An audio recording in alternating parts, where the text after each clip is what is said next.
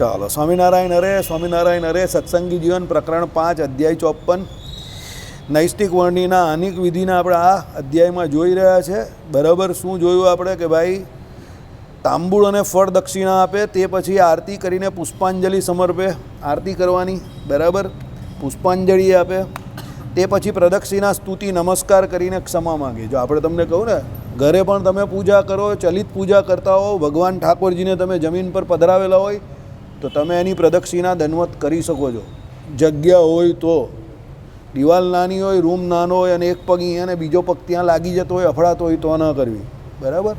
પ્રદક્ષિણામાં પણ એવું છે, જગ્યા હોય વ્યવસ્થિત તો થાય. ચલો, ક્ષમા માંગે ભગવાનની કે ભાઈ પૂજા કરતાં જે કંઈ ભૂલચૂક થઈ ગઈ હોય તો માફ કરજો. આ રીતે પૂજાને પરિસમાપ્ત કરીને હસ્તાક્ષર કૃષ્ણ મંત્રને તથા વિષ્ણુ ગાયત્રીને યથાશક્તિ જપે.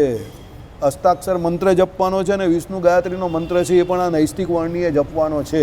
આ શ્રીજી મહારાજની આજ્ઞા છે, કોઈ બીજાની નથી.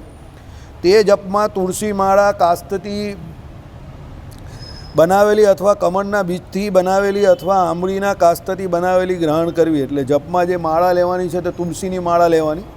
બરાબર. પછી કમળ બીજની માળા એટલે કમર કાંકરીની જે માળા હોય તે, બીજી આંબળીના કાસ્તથી, આંબળીના લાકડાથી બનેલી હોય તે માળા લેવી. તેમાં પૂર્વની પ્રશસ્ત માની છે. એટલે તુલસીની માળા પહેલાં સર્વશ્રેષ્ઠ, એના પછી મધ્યમમાં જોવા જાઓ તો કમર કાંકરીવાળી, અને બીજી જે છે તે છેલ્લી આંબળીના કાસ્તથી બનેલી સૌથી છેલ્લી. સ્વસ્તિક આસને બેસીને સરળ શરીરવાળો થઈને વસ્ત્રથી માળાને ઢાંકીને મૌન વ્રત નિષ્ઠ થઈ સ્થિર ચિત્તે થઈને જપ કરે. હંમેશા માળા કરતા હો, ભજન કરતા હો ત્યારે આસન પર બેસવું. એટલે આપણે ત્યાં એવું સનાતન સંસ્કૃતિ એવું કહે છે કે પહેલાં તમારે ઉપાસના કરવા માટે આસન જીતવું પડે. આસન એટલે તમે કેટલો સમય બેસી શકો છો. આ બધા વક્તાઓ હોય 6, 7, 8 કલાક બેસીને કથા વાર્તા કરતા હોય, એ પહેલાં 2 કલાક 4 કલાક પહેલાં જમવાનું છોડી દે, એક ટાઈમ અલ્પાહાર લેતા હોય, અને ત્યારે એ લોકો 6, 7, 8 કલાક એક આસને બેસીને ભગવાનની કથા વાર્તા કરી શકે. સમજો? એટલે આસનને પહેલાં જીતવું બહુ જરૂરી છે. બરાબર. એટલે શું કહ્યું કે ભાઈ સ્વસ્તિક આસને બેસવાનું છે, સરળ શરીરવાળો થઈને. આમ બહુ કડક નહીં બેસવાનું કે બહુ ઢીલા પણ નહીં, સરળ એકદમ હળવા. પછી વસ્ત્રથી માળાને ઢાંકી દેવાની, માળાને વસ્ત્રથી ઢાંકીને મૌન વ્રત, એકદમ શાંત થઈ જવાનું, કંઈ પણ બોલવું નહીં. સ્થિર ચિત્તે થઈને જપ કરવાનો છે. ભગવાનનો જપ જ્યારે પણ કરો ત્યારે ઉતાવળ ન કરવી, હાલાકીએ કરીને કોઈ દિવસ જાપ ના કરવો, હાલરકા ના ફેરવવા. સ્વામિનારાયણ સ્વામિનારાયણ સ્વામિનારાયણ સ્વામિનારાયણ, નીચેથી નાભી કમળમાંથી અવાજ નીકળવો જોઈએ. સ્વામિનારાયણ સ્વામિનારાયણ સ્વામિનારાયણ. અને ભગવાનનું નામ સ્મરણ, જેવું નામ બોલો એવી મૂર્તિનું સ્મરણ થવું જોઈએ. ગાયત્રી મંત્રનો જપ કરવાનો છે, તે પણ 4 ચરણમાં કરવાનો છે. બરાબર. પહેલું ચરણ જે છે તે, બીજું ચરણ છે ત્યાં, ત્રીજું ચરણ અને ચોથું ચરણ બધે અલ્પવિરામનો ઉપયોગ કરવાનો બોલવામાં. એટલે તમે જોજો ગાયત્રી મંત્રનો યુટ્યુબ પર જ્યાં પણ જપ તમે સાંભળશો તો એ 4 ચરણમાં જ હશે. બરાબર. બરાબર. અને જાહેરમાં એનું ઉચ્ચારણ કરવાની ના પાડેલી છે. એટલે ગાયત્રી મંત્રનો જપ પણ એ પ્રમાણે કરવાનો છે. અનંતર વેદ પુરાણ ભારત સ્તોત્રાદિકનો યથાશક્તિ પાઠ કરી ભગવાનને પ્રણામ કરી ગુરુજનોને અભિવંદન કરે. બરાબર. એટલે શું છે? ભારત એટલે શું છે? વેદ પુરાણ. વેદ એટલે આપણે ત્યાં જે 4 વેદ કયા છે તે, પુરાણો જે 18 પુરાણો મુખ્યપણે કયા છે તે, ભારત એટલે મહાભારત. સ્તોત્ર જે કોઈ આપણે ત્યાં જનમંગળ સ્તોત્ર સૌથી વધારે શું છે? ફેમસ છે, લોકો જાણે છે જનમંગળ સ્તોત્રને. બીજા પણ ઘણા બધા સર્વમંગળ સ્તોત્ર પણ આપણા સંપ્રદાયમાં બહુ પ્રસિદ્ધ છે. બરાબર. બહાર તમે જોવા જાઓ તો ઘણા બધા સ્તોત્રો છે. બરાબર. એ બધા સ્તોત્રનો યથાશક્તિ પાઠ કરવાનો છે. ભગવાનને પ્રણામ કરી પછી ગુરુજનોને અભિવંદન કરે. જો તમે આખી પૂજા જો નૈષ્ટિક વર્ણિની, આમાં બધા પ્રકારની સામાન્યપણે ભક્તિ આવી જાય છે. સ્તોત્રનો જપ આવી જાય છે, વાંચવાનો અભ્યાસ જે કંઈ કરવાનો હોય છે તે આવી જાય છે. તમે જોઈ લો, પ્રદક્ષિણા આવી જાય છે, આરતી આવી જાય છે, પુષ્પાંજલિ આવી જાય છે, નૈવેદ્ય આવી જાય છે, બધી વસ્તુ, માનસી પૂજા, પછી તમે જે પ્રેક્ટિકલી પૂજા કરો તે બધું આમાં આવી જાય. એટલે સવારથી પેલો ભજન કરવા માંડે તો આરામથી એના 2, 3, 2.5 કલાક 3 કલાક આમાં નીકળી જાય. હું તમને આ કહું છું, સરળતાથી સહેજે સવારના પોરમાં તમારું 2-3 કલાકનું ભજન થાય એવા નિયમ બનાવી દેવાના કે બહુ આરામથી તમે ફ્રેશ માઇન્ડે 2-3 કલાક ભજન કરી શકો. પછી મંદિર આવવાનું, પછી મંદિરે 1-2 કલાક ભજન કરવાનું. એટલે 4-5 કલાક ભજન તો તમારું સવારે પહેલું ખિસ્સામાં. બરાબર. 11 વાગે મંદિરે શું આવવાનું? આવવાનું હોય તો સવારે આવી જવાનું, બરાબર.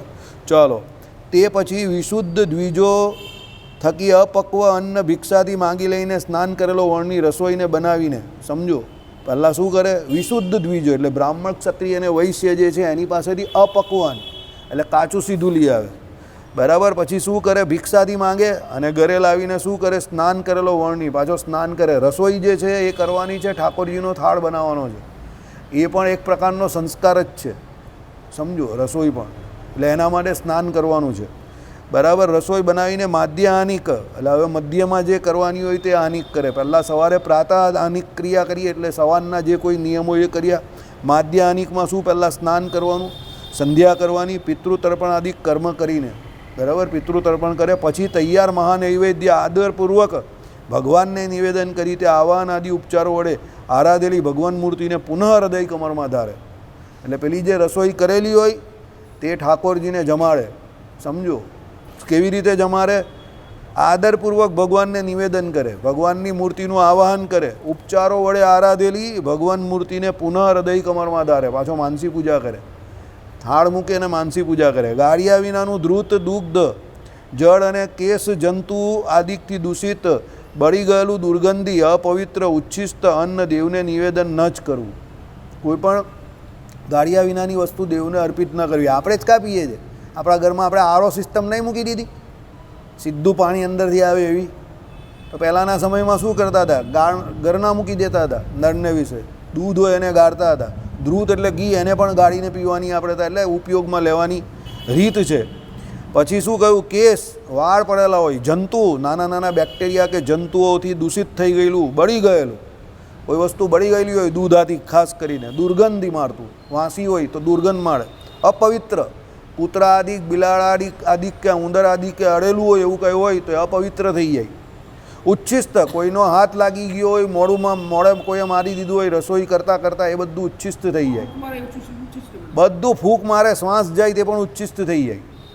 મોઢા પર ઢાંકીને ભગવાનનો થાળ કરવાનો છે. ઉચ્છિષ્ટ અન્ન દેવને નિવેદન ન જ કરવું, બરાબર. એ અપવિત્ર થઈ જાય. સોરી, આમ કરો તે ઉચ્છિષ્ટ તો તમે ચાખો એ થઈ જાય. તે પછી વૈશ્વદેવ કરે, બરાબર. બધાએ બધું કરવાનું જ છે. શું કરવાનું છે? વૈશ્વદેવ કરે, બરાબર. જો કોઈ પણ અન્નાર્થી આવીને યાચે તો તેને અન્ન યથાયોગ્ય હર્ષથી વહેંચી આપે, બરાબર. વૈશ્વદેવ કર્યા પછી શું છે? કોઈ અન્નાર્થી આવી ગયો આપણે ત્યાં તો એને પહેલાં વેચીને આપે ને પછી ખાઈ પોતે, એને પહેલાં વેચે. સનાતન સંસ્કૃતિ મેં સબકા ખાઉં મેરા ખાય તો મર જાય એની નથી, બરાબર. સનાતન સંસ્કૃતિ શું છે? સર્વ જગત જે છે તે ભગવાનનું છે. જગતમાં જે કંઈ વસ્તુઓ જે છે, પદાર્થો જે છે તે બધા ભગવાનના છે. આપણે આપણા ભાગ્યનું ભગવાન આપે છે અને એમાંથી પણ પાછો કોઈ જો લેવા આવે તો એના ભાગ્યનું પણ ભગવાને આપણા દ્વારા એને આપવાનું છે, એ પ્રમાણે ભગવાને દીધું છે, એટલે એને થોડું દઈ દેવું, બરાબર. ખુદ જીવો ઓરો કો ભી જીને દો, એની આપણી સંસ્કૃતિ છે, બરાબર. ચાલો, વર્ણી હોમતા, હોમતા એટલે હોમમાં જે હોમવાનું હોય તે. આપતા એટલે પેલા જે અન્નાર્થી જે કોઈ આવે એને આપતા. અવશેષ રહેલા અન્નનું જે પાત્ર તેને ભૂમિ ઉપર કરેલા ચોખંડા મંડળમાં મૂકીને પછી પ્રોક્ષણ કરે. અવશેષ એટલે જે બાકી રહેલું છે એને શું કરે?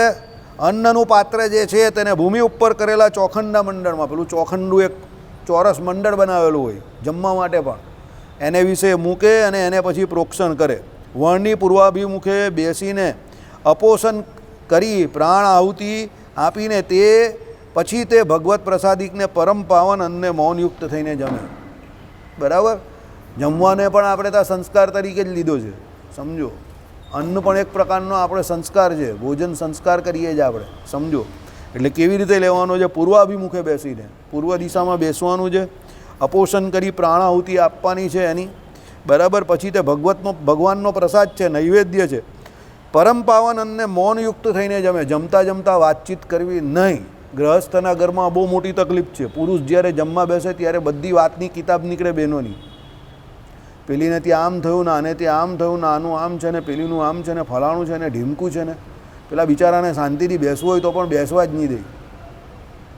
ઘરમાં નિયમ બનાવો, જ્યારે પણ જમવા બેસે ત્યારે કોઈએ કઈ વાત નહીં કરવાની. બાજુમાં જેમ ગોપાલભાઈએ હમણાં કેવા ભજન કીર્તન કથા વાર્તા શરૂ કરી નાખેલી, એમ શાંતિથી કથા વાર્તા ભગવાનનું ભજન કીર્તન શરૂ કરવાનું અને ભગવાનની મૂર્તિનું સ્મરણ કરતાં કરતાં જમવાનું, ઠાકોર જમાડવાના, બહુ વ્યવસ્થિત, મન બહુ શાંત રહેશે.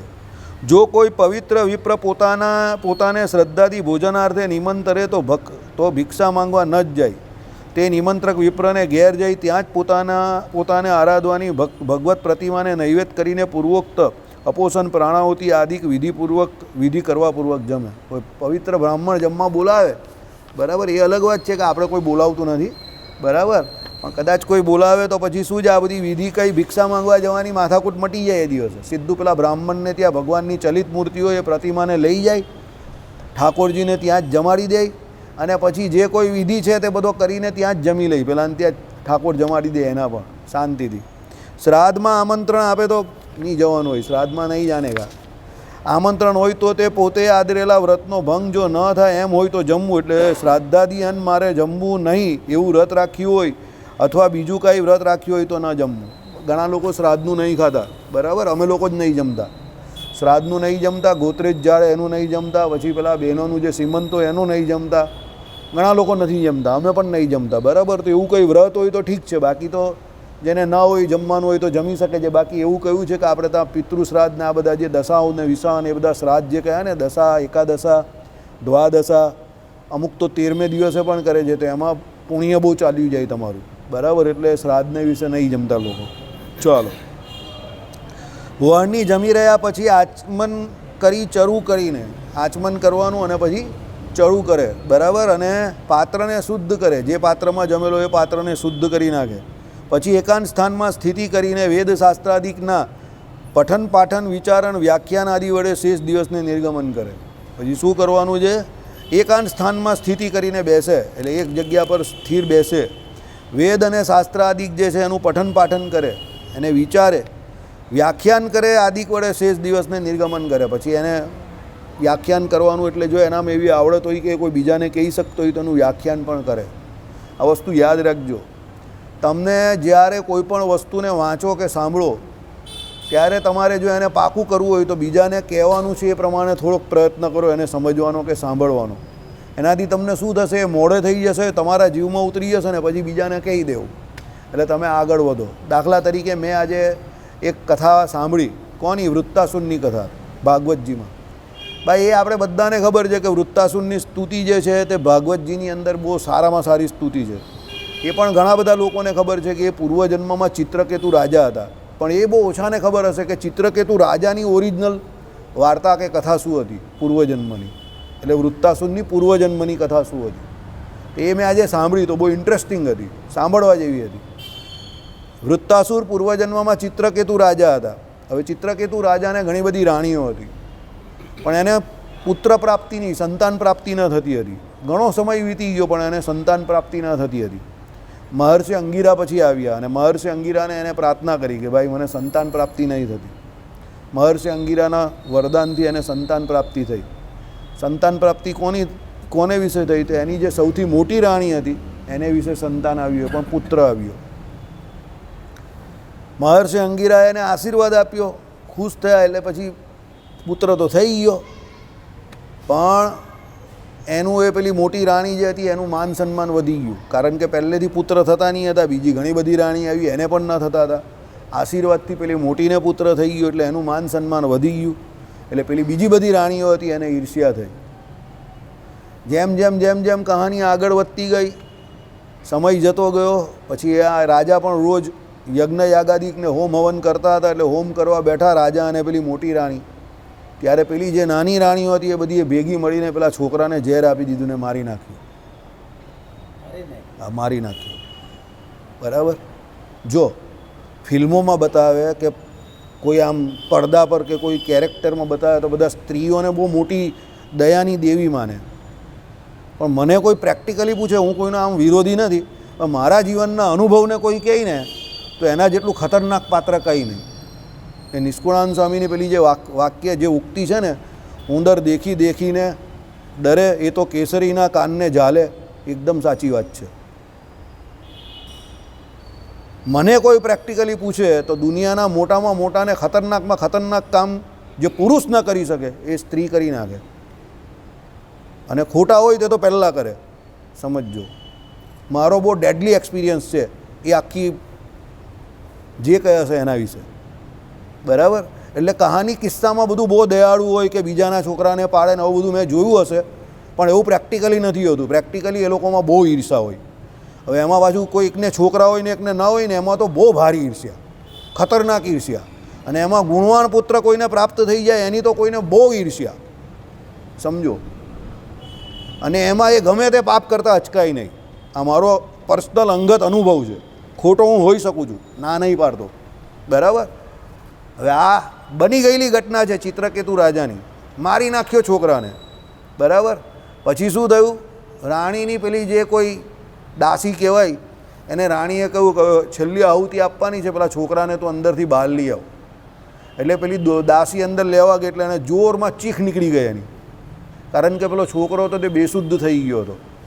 એટલે એણે બહાર આવીને રાજાને અને રાણીને કહ્યું કે છોકરો કદાચ નથી રહ્યો. બોલાય તો નહીં, કારણ કે દાસી બોલે તો રાજા વાજાને વાંદરા એને મારી પાડે.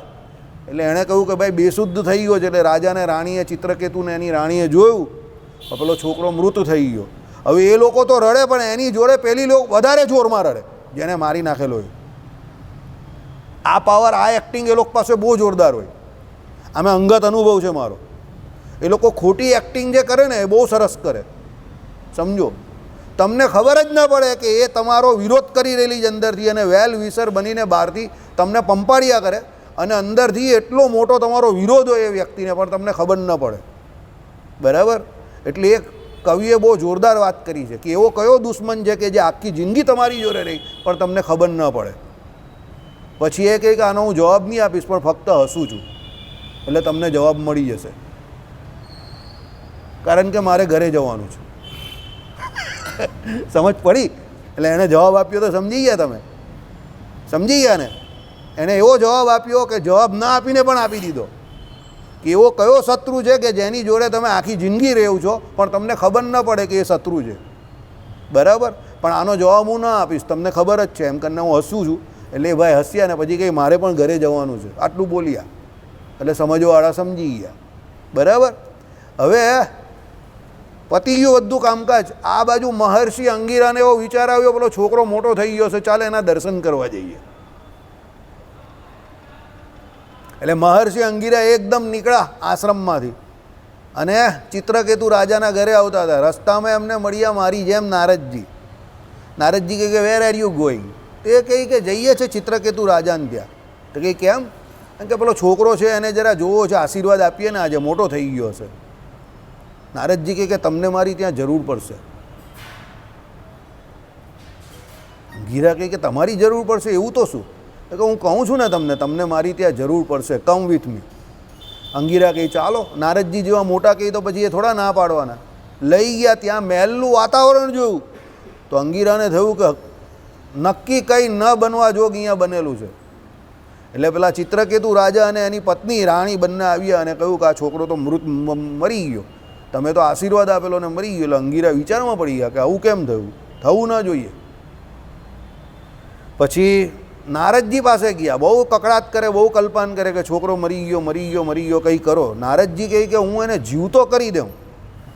બરાબર?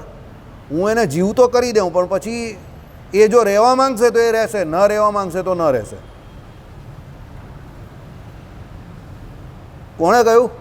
નારદજીએ. ચિત્રકેતુ કહે કે આ કેવું? કે હું તમને કહું છું ને, જીવતો તો હું કરી દઈશ. નારદજીએ તો ભગવાનનું નામ દીધું, મંત્ર બોલી અને પાણીનો છંટકાવ કર્યો, છોકરો જીવતો થઈ ગયો. ચિત્રકેતુ પેલા છોકરાને ઉચકવા ગયા ત્યારે પેલો છોકરો શું બોલે ખબર? તમે કોણ છો? Who are you? સમજો, એનું આખ્યાન જ આખું ચમત્કારિક છે, ભરતજી જેવું જ. Who are you? તે કે તું મને ઓળખતો નથી, હું તારો બાપ છું. ત્યારે છોકરો એમ બોલ્યો, કયા જન્મના બાપ? મારી તો આગલી યાત્રા શરૂ થઈ ગઈ છે, તમે આ રોકી રહેલા છો. તમારી જોડેના લેણદેણ પૂરા થઈ ગયા, મારે નીકળવાનું હતું. કયા જન્મના બાપ છો તમે? હું તમને નથી ઓળખતો, આઈ એમ સોરી. ના પાડી દીધી છોકરાએ ઓળખવાની. નારદજી કંઈ બોલ, હવે તારો શું વિચાર છે? ચિત્રકેતુનો પિત્તો ગયો. એ કે મને ઓળખવાની જ ના પાડે તો પછી મારે એવા છોકરાનું શું કામ છે? લઈ જાઓ એને જ્યાં લઈ જવાનો હોય. છોકરો પાછો ગયો અગ્નિ સંસ્કાર કરી દીધો, બધી વાત પૂરી થઈ ગઈ ને ચિત્રકેતુને ભારે ધરખમ વૈરાગ્ય થઈ ગયો જગત પ્રત્યે. એ કે જેના માટે આખી જિંદગી અમે તડપા, મહર્ષિ અંગીરાનું વરદાન મેળવું, જેનો જન્મ થયો અને એનું મૃત્યુ થયું, તો એ વ્યક્તિ મને ઓળખવા તૈયાર નથી. આ જગતની એમ કહે કે વાસ્તવિકતા છે, હકીકત છે, તો હવે કરવું શું? નારદજીએ કહ્યું આત્મજ્ઞાન એ શ્રેષ્ઠ રસ્તો છે. આત્મજ્ઞાન આપ્યું, વૈરાગ્ય થઈ ગયો, ભગવાનનું ભજન કરવા માંડ્યા. ભજન કરતાં કરતાં એમની એટલી ઉચ્ચ સ્થિતિ થઈ ગઈ કે હિમાલયને વિશે પહોંચી ગયા. હિમાલયને વિશે બધા ભગવત સાધુ સંતોને ભક્તોને બધાને મળતા મળતા કૈલાસને વિશે પહોંચ્યા.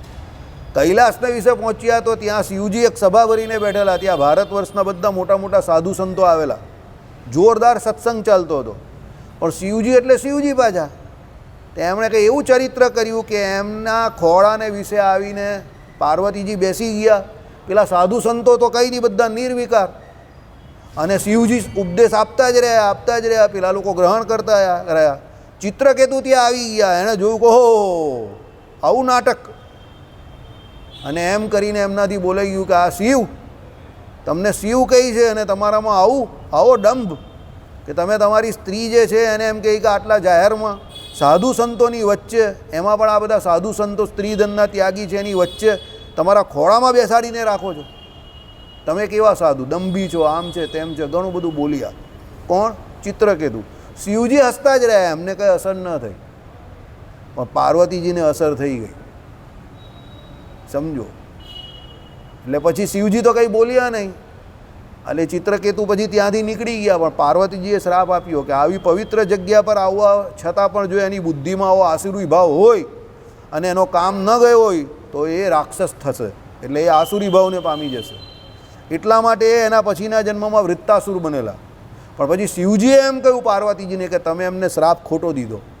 કે કેમ? તે કે એ બહુ મહાન ભગવત ભક્ત છે.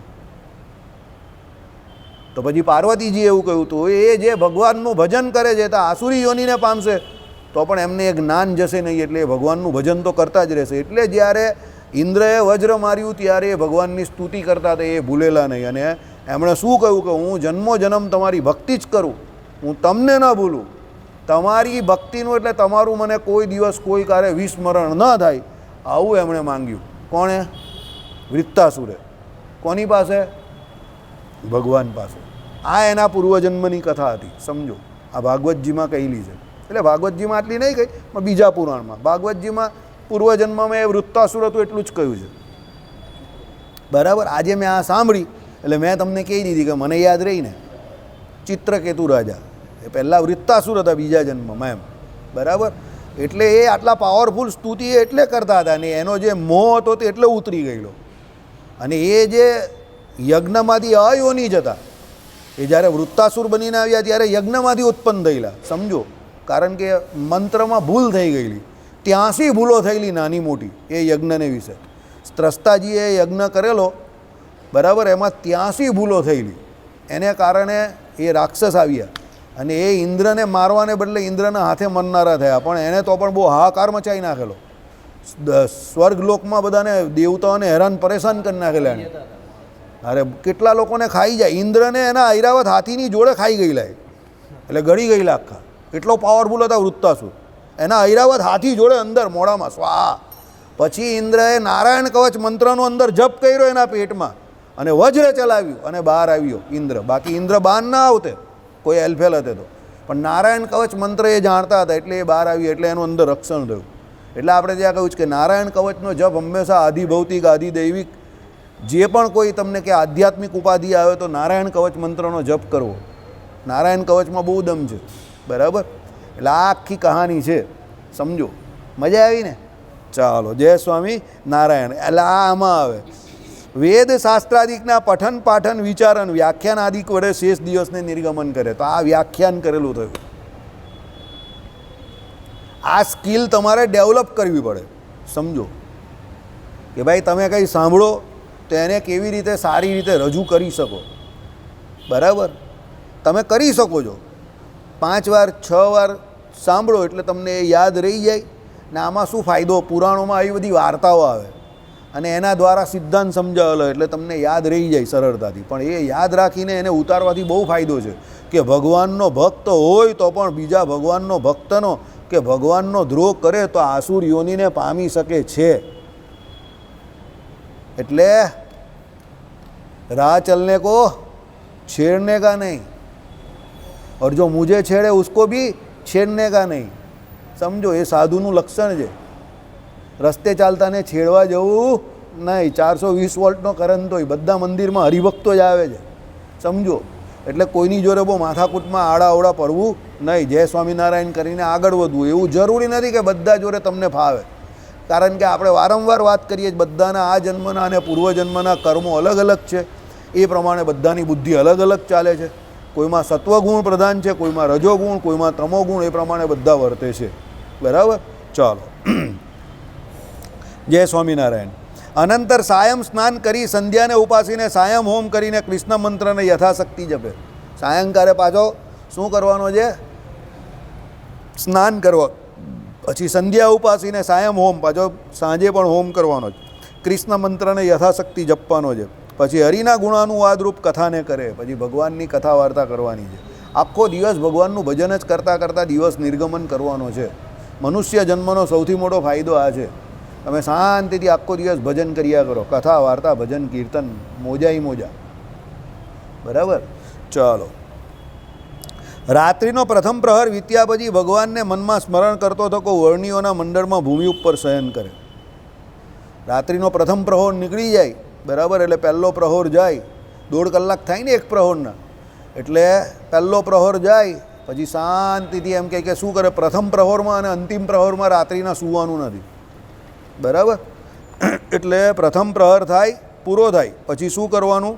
મનમાં ભગવાનનું સ્મરણ કરે અને વર્ણિયોનું મંડળ જે હોય, બરાબર, સાથે બીજા જે વર્ણિયો એની સાથે, એકલા નહીં સૂવાનું, વર્ણિયોના મંડળમાં બધાની સાથે ભૂમિ ઉપર શયન કરે. જમીન ઉપર સૂવાનું છે.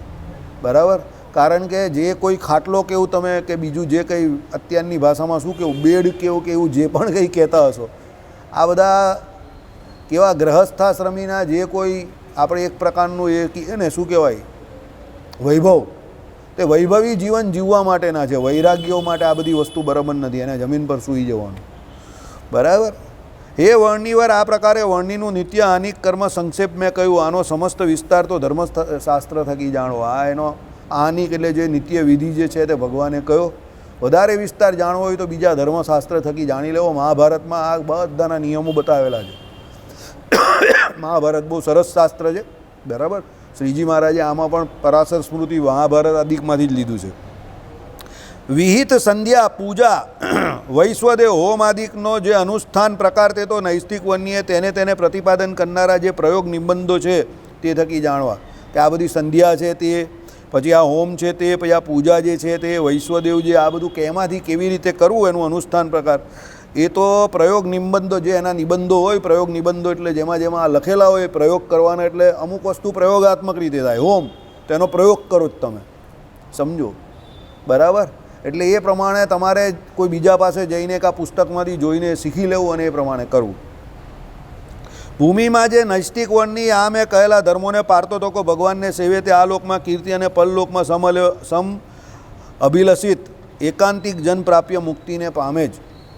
બરાબર? એકાંતિક જનને જે મુક્તિ મળે તેને મળે. આ લોકમાં પણ યશ કીર્તિ મળી જાય એને. બરાબર? જે જન આ ધર્મોને પ્રીતિથી સાંભળે કે જે કીર્તન કરે તે બંને પાપ પુંજ થકી વિમુક્ત થઈને દેવલોકને પામે. ભાઈ તમે આ શાંતિથી સાંભળો, જેમ અત્યારે સાંભળી રહેલા છે તે પ્રમાણે એને શાંતિથી સાંભળો અથવા એનું કીર્તન કરો. બરાબર? આ વર્ણિના ધર્મોના, તો તમારા પાપ પુંજ જે છે તે બળી જાય ને તમે બધા દેવલોકને પામી જાઓ. એટલે તમને કહું છું શ્રદ્ધાથી બધું સાંભળવાનું. મને ઘણા લોકો એવું કહે કે આ નહીં થાય, પેલું નહીં થાય. ભાઈ નહીં થાય એ પછીની મેટર છે, પણ પહેલાં સાંભળો તો ખરા અને પ્રયત્ન કરો કે ભાઈ કેમ નહીં થતું, શું નડે છે. સમજો? આપણે અત્યારે નાના હતા ત્યારથી મોટા થયા ત્યારે કે આપણી જિંદગી અત્યાર સુધીની કંઈ એમને એમ થોડી ચાલી ગઈ છે. કેટલા બધા પ્રયત્ન કર્યા, કેટલી વાર પડ્યા, કેટલી જગ્યા પર આપણે ફેલ થયા, તો અત્યારે આટલા મોટા થયા અને થોડી ઘણી સફળતા મળીને, તો પ્રયત્ન તો કરવો પડે ને. પછી ફેલ થવું જ તો ફેલ થવાના દરે પરીક્ષા જ ના આપો એ ખોટી વાત ને. ફેલ થઈ જાઓ ને એમાં ડરવાનું કાં છે? ફેલ થઈ જાઓ, કોણ ના પાડે છે? બરાબર? આપણે બહુ મોટો એક માણસ છે અત્યારે, કદાચ આ એલન મસ્ક જ કહેતો હતો, આઈ એમ રેડી ટુ ફેલ. સમજો, આ એનું જ વાક્ય છે, એલન મસ્કનું જ છે, બરાબર. આઈ એમ રેડી ટુ ફેલ. એ હંમેશા ફેલ થવા માટે તૈયાર રહે છે, એટલે એ નવું નવું કરી શકે છે, બરાબર. ચાલો. હે વર્ણિરાજ, ભૂમિમાં નિજ હિત કરવામાં તત્પર થઈ. નિજ હિત એટલે પોતાનું હિત. તીવ્ર વૈરાગ્યને પ્રામતા ગૃહ ક્ષેત્રાદિકનો ત્યાગ કરી, ઘરનો ત્યાગ કરે, ક્ષેત્ર એટલે જે જમીનાદિક હોય તેનો ત્યાગ કરે, નૈષ્ટિક વ્રતને આશરીને તપ વડે, નૈષ્ટિક બ્રહ્મચર્ય વ્રતનું પાલન કરે, તપ કરે, ભગવાનનું આરાધન કરવા, મનમાં સમ ઉત્સાહવાળા હોય, મનમાં જેને એકદમ ઉત્સાહી વ્યક્તિ હોય. જો કોઈ જગ્યા પર ભગવાનના ભક્તને ઉદાસીન રહેવું એવું ન કહ્યું હશે, વિષયો થકી ઉદાસીન થવાનું કહ્યું હશે, પણ મનથી ઉદાસ થવાનું નહીં કહ્યું. મનમાં તો ભગવાનનો આનંદ જ રાખો, ભગવાનનું ભજન કરવાનો આનંદ રાખો કે હું ભગવાનનું ભજન કરું છું. ભગવાનનો ભક્ત ઉદાસ હોય જ નહીં, સમજો, બરાબર. ઉદાસ તો પંકજ ઉદાસ જ હોય અને એની ગઝલ હોય, બરાબર. એટલે એ ચાલ્યો ગયો, એટલે એ બધી શરાબની ગઝલ બનાવ્યા કરતો હતો. 26 જ ગઝલ એણે બનાવેલી છે, પણ શરાબની ટોટલ એની કે 175 એવી ગઝલ છે કે 250 ગઝલ, એમાંથી 26 ગઝલ જ ખાલી દારૂની છે, પણ એ દારૂની ગઝલ જ બધી એ જ છે.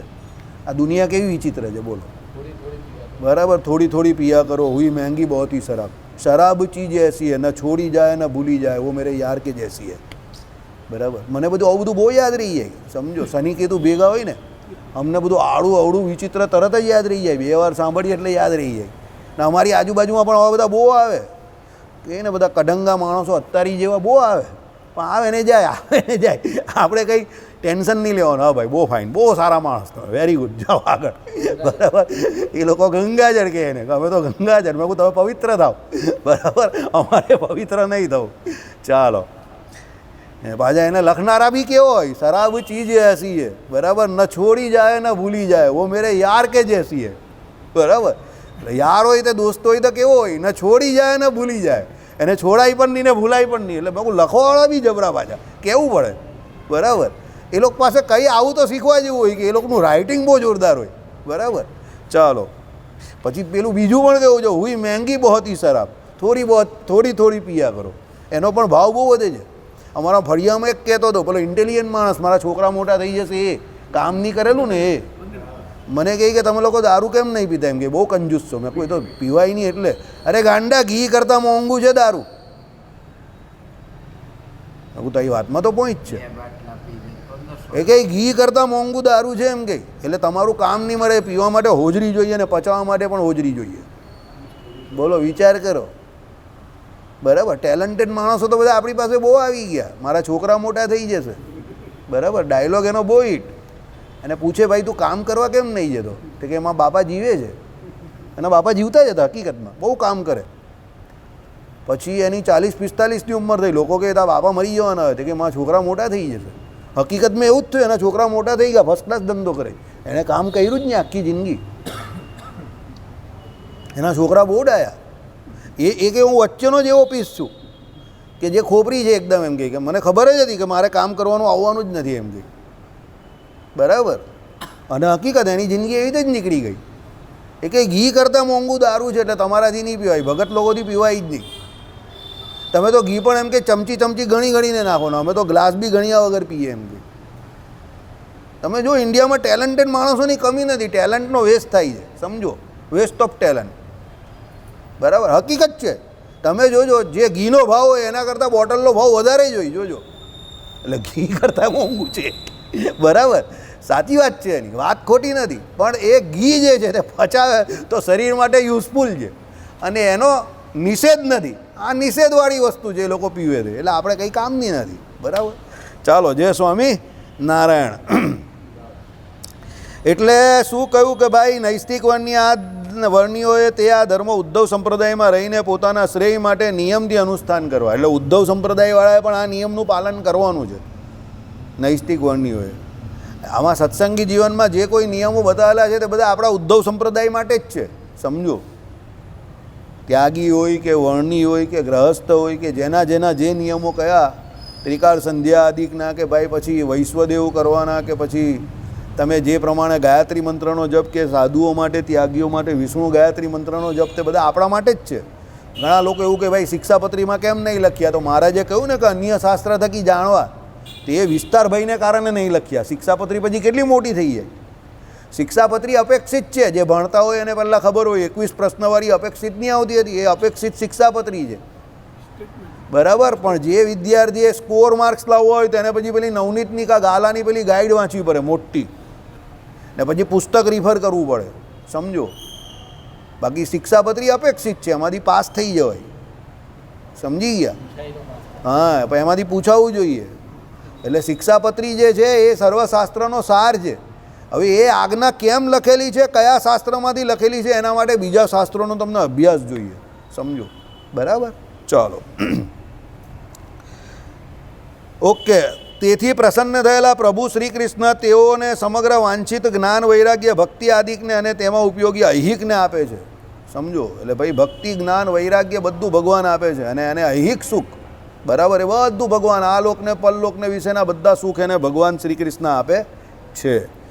સુરત ઋષિ કહે છે, હે નરપતે, આ પ્રકારે જગતગુરુ શ્રી હરિએ પોતાના નૈષ્ઠિક વર્ણિઓનું હિત કરવા માટે ઉપદેશેલા ધર્મોને સાંભળીને પરમહંસ પામેલા મુકુંદાનંદ વર્ણિ શતાંપતિ સકળ લોક નિયામક ભગવાનની ભક્તિથી સ્તુતિ કરવા લાગ્યા, બરાબર. એટલે ભગવાનની સ્તુતિ કરવા માંડ્યા. ભાઈ જોયું, મુકુંદાનંદ તો વર્ણિ હતા ને, કે એમણે કહ્યું કે આ તો આપણા નિયમ કહી દીધો, એટલે ભગવાનની સ્તુતિ કરવા માંડ્યા. હવે મુકુંદાનંદ વનની સ્તુતિ કરે છે, એ ભગવાન આપ કલ્યાણ હેતુ ગુણ રત્ન વિભૂષિતાગ્નિ છો, તમારું ચરણ યુગર રત્નોથી સમલંકૃત છે, તે રત્નો પાર્થિવ નથી.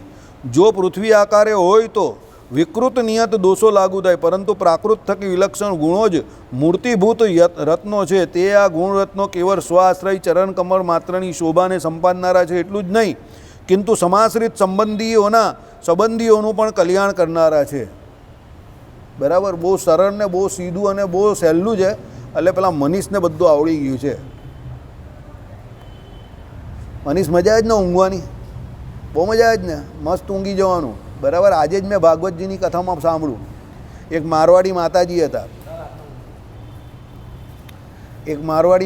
હતા, ને તો શું થયું, કથામાં આવે, ભાગવતજીની 4 કલાક કથા સાંભળવા આવે, બાજુમાં પાણીની બોટલ લઈને આવે, અને જેવું 2 ગ્લાસ પાણી પીવે એટલે મસ્ત રીતે શાંતિથી સમાધિમાં સૂઈ જાય.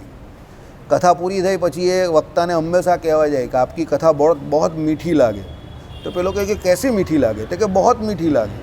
तो कि कैसी मीठी लागे? तो कि बहुत मीठी लागे. तो कि आपको कथा में अच्छा क्या लगा? तो कि अच्छा इतना लगा महाराज जी कि रात को 2 गोली खाती हूँ फिर भी नींद नहीं आती, और यहाँ पर पानी की थोड़ी बोतल पीती हूँ, आपकी कथा सुनती हूँ तो 2 घंटे 3 घंटे कहाँ निकल जाते पता नहीं चलता, इतनी मीठी लागे.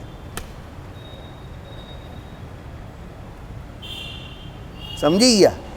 એટલે આમાં આવું હોય ઘણી વખત કે ભાઈ એટલું સારું આવે, બહુ સરસ બોલ્યા, પણ શું બોલ્યા? અરે એટલું સરસ બોલ્યા કે સંભળાઈ જ નહીં, સીધી આંખ લાગી ગઈ, સૂઈ ગયો શાંતિથી, પણ બોલ્યા બહુ સરસ, બરાબર. એટલે મજા આવી જાય. ચાલો, એટલે શું કહ્યું, તમારું ચરણ યુગળ એટલે ભગવાનના 2 ચરણારવિંદ રત્નોથી સમલંકૃત છે. રત્નો કયા તે સાંભળો પહેલાં. તે રત્નો પાર્થિવ નથી. પાર્થિવ એટલે આપણા જેવા પ્રાકૃત, આપણે કોઈ એક્સપાયર થાય ત્યારે કહે ને એના પાર્થિવ દેહને, પાર્થિવ એટલે પ્રાકૃત, એમ માયાનું. જો પૃથ્વીકાર હોય તો તે વિકૃત નિયત દોષ લાગુ થાય. આપણા પ્રાકૃત શરીર હોય તેમાં પૃથ્વી, જળ, તેજ, વાયુ ને આકાશનું બનેલું હોય ને તેમાં દોષ લાગે ને આપણે, સમજો, કારણ કે પ્રાકૃત છે. એટલે આપણે અહીંયા મંદિર આવીએ ત્યારે મૂર્તિના દર્શન કરીએ, હરિભક્તોને પૂજાપાઠ કરીએ ત્યારે શું સ્નાન બાન કરવાનું, હાથ પગ ધોઈને અહીંયા આવવાનું કહ્યું, કારણ કે આપણું શરીર કેવું છે? પ્રાકૃત છે, પૃથ્વી, જળ, તેજ, વાયુ, આકાશનું બનેલું છે. પણ ભગવાનનું શરીર કેવું છે? અપ્રાકૃત દિવ્ય દ્રવ્યનું બનેલું છે. એટલે એમાં જે રત્નો કયા છે તે અપ્રાકૃત છે. એટલે તમારું કંઈ પણ પ્રાકૃત છે જ નહીં, સમજો. એટલે પૃથ્વી, જળ, તેજ, વાયુ, આકાશનું બનેલું નથી, કે એના જેવું પ્રાકૃત નથી તમારું. એટલે ભગવાનને અહીંયા દિવ્ય કહેવા માટે આ વિશેષણ વાપરું છું. વિશેષણ તો જો મુકુંદાનંદ વર્ણિનું સાંભળો, કલ્યાણ હેતુ ગુણ રત્ન વિભૂષિત અગ્નિ, બરાબર, કેટલું સરસ. ચાલો, પરંતુ પ્રાકૃત થકી વિલક્ષણ ગુણો જ મૂર્તિભૂત રત્નો છે. ભગવાનના ગુણો કેવા છે? પ્રાકૃત થકી વિલક્ષણ, કે ભાઈ માયાના જે આપણા માણસોમાં જે ગુણો હોય તે તો બધા માયાના અંદર ના હોય, પણ ભગવાનમાં તો કેવા છે? પ્રાકૃત થકી વિલક્ષણ ગુણો જ મૂર્તિભૂત રત્ન છે. જીવતા જાગતા દેખાય એવા ભગવાનના ગુણ છે એમ. મૂર્તિમાન ગુણ ભગવાન છે કે ગુણોનું ગુણપણું કોને લઈને છે? તો ભગવાનને લઈને છે. ગુણોની વ્યાખ્યા કરનાર કોણ? તો ભગવાન. ભગવાન જેવો કોઈ વ્યાખ્યાતા નથી. કોના માટે? તો ગુણ માટે. કેમ? તમારે કોઈ ગુણ જોવા હોય તો રામો વિગ્રહવાન ધર્મ. રામ પ્રત્યક્ષ કેવા છે? વિગ્રહવાન ધર્મ છે. રામ જેવો કોઈ પુત્ર નથી, રામ જેવો કોઈ પતિ નથી, રામ જેવો કોઈ ભાઈ નથી, રામ જેવો કોઈ દુશ્મન નથી. રાવણને શું કહ્યું? રાવણ, લંકાની બહાર ઊભો રહેલો છું, હજુ પણ કહું છું, સીતાને પાછી આપી દે, છોડી દઈશ. રામ જેવો કોઈ દુશ્મન નથી. પછી કહ્યું ને રામે, મેરા ઉसूल है, मैं जो भी करता हूँ दुश्मन को घर में जाके उसके घर में घुस के मारता हूँ. બરાબર. પછી જીકી નાખ્યો ને, જીકી નાખ્યો. એમાં પણ શું કર્યું?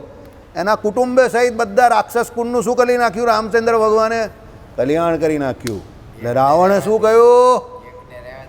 એ વિભીષણને રહેવા દીધા ને. એ તો એ લોકોનું બધું કર્મકાંડ કરવાનું ને, એમાં રામચંદ્ર ભગવાને બુદ્ધિ વાપરેલી કે ભાઈ ક્રિયાકર્મ કોણ કરે આ બધાનું. એટલે હા, ભગવાન કહે કે આપણે કરવું પડશે, એના કરતાં આને જીવતો રાખ વિભીષણને. બધો ખર્ચો ક્રિયાકર્મનો વિભીષણને આપી દીધો. અને રાવણે જતાં જતાં શું કહ્યું? આયા નહીં, લાયા ગયા હે, બુલાયા ગયા હે. એટલે રાવણે બી ભગવાનને બોલાવેલા એની મુક્તિ કરવા માટે. એટલે રાવણ પણ બહુ હોશિયાર. એટલે રામ જેવો કોઈ શત્રુ નહીં. કેમ? એના ઘરે ગયા, એના આખા ખાનદાનને માર્યું, બધાને મુક્તિ આપી, અને પછી ભગવાન રામચંદ્ર અયોધ્યા ગયા. એટલે રામ જેવો કોઈ શત્રુ ન મળે, રામ જેવો કોઈ ભાઈ નહીં. લક્ષ્મણજીને જ્યારે એમ કે મૂર્છિત થઈ ગયા ત્યારે રામચંદ્ર ભગવાન રડતા હતા, મારી મા સુમિત્રાને શું જવાબ આપીશ? એને મેં એવું કહ્યું છે કે 14 વર્ષ પછી તારા લક્ષ્મણને હું તને પાછો આપીશ, એવું વરદાન મેં, એટલે મેં એને એવું વચન આપેલું છે. અને રઘુકુલની રીત છે આ. તો મા સુમિત્રાને શું જવાબ આપીશ? રામચંદ્ર ભગવાનની આંખમાંથી આંસુ આવી ગયેલા. રામ જેવો કોઈ ભાઈ નથી, રામ જેવો કોઈ પતિ પણ નથી. ભલે એમણે સીતાજીનો ત્યાગ કરેલો, પણ સીતાજીના વિરહમાં રોજ રડતા હતા, સમજો. અને રામ જેવો કોઈ પુત્ર નથી. વરદાન કોણે આપેલા? કૈકેયીને, દશરથે આપેલા. રામે એવું ન કહ્યું કે વરદાન તો તમે આપેલા, તો મારે શું કામ વનમાં જવાનું? રામ પહેલાં વનમાં ચાલ્યા ગયા અને પછી પ્રાણ પખેરું ઉડ્યા. કોના? દશરથજીના. એટલે રામ જેવો કોઈ પુત્ર પણ નથી. રામ બનવું બહુ અઘરું કામ છે માય ડિયર, સમજી ગયા? ચાલો, કાલે જોઈશું. ગુણ જ ગુણ છે, તો કાલે જોઈશું. શ્રીપતિમ શ્રીધરમ સરસ્વતી